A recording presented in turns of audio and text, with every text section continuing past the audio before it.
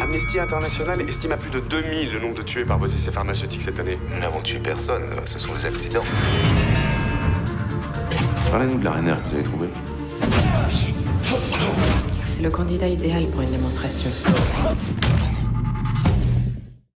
On avait une référence d'un film qu'on adore, mais qui n'est pas une série B, qui est une série A, qui est un grand film, qui est Les Fils de l'Homme.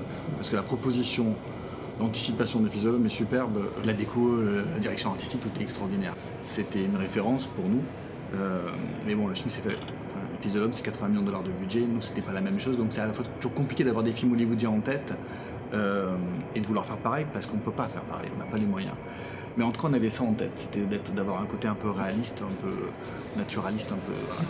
Donc pour arriver à coller à ça, on est parti tourner à Kiev, durant l'époque de la Révolution, pour un peu s'en inspirer et voir un petit peu à quoi ressemblait un pays qui était en pleine révolution. Ensuite, il y a des... En France, on a eu un petit peu... On a eu le prix du danger, en termes d'anticipation. C'est qu'on n'a pas des tonnes, mais c'est un film assez réussi, franchement, pour son époque, et sur le message, et même sur la forme. Dans ce genre-là, j'étais plus inspiré par le prix du danger que par Terminus, par exemple, peut-être à l'époque.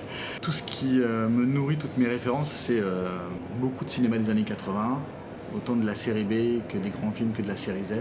Je pense que j'étais nourri à la VHS et au club vidéo, parce que j'habitais la province. J'étais abonné à Starfix et à la Star Force. Donc automatiquement, j'ai autant vu Brasil, Blade Runner, que aussi Le Guerrier de l'espace, Android et toute une série de séries Z ou B. Voilà, j'étais nourri à ça, donc j'imagine que mon film aussi en est nourri.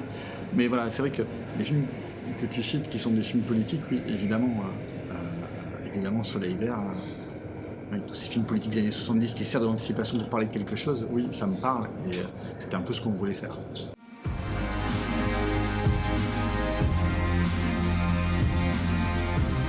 Trouvez-moi sa nièce.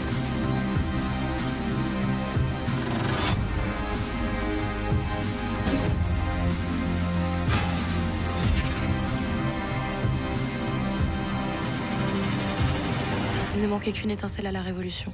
J'aurais jamais parié sur lui.